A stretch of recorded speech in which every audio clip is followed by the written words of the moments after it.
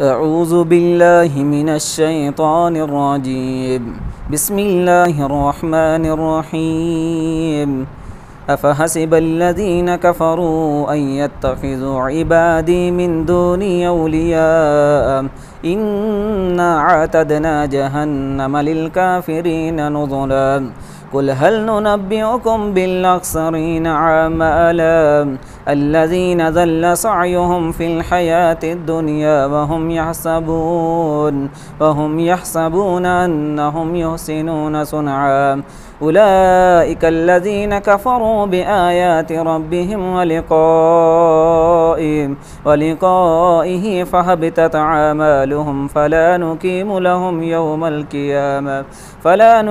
لهم يوم القيامة وزنا ذلك جزاؤهم جهنم بما كفروا واتخذوا آياتي ورسلي حزوا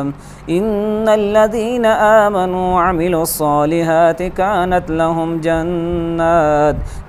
لهم جنات الفردوس نزلا خالدين فيها لا يبغون عنها حولا قل لو كان البحر مدادا لكلمات ربي لنفد البحر قبل أن تنفد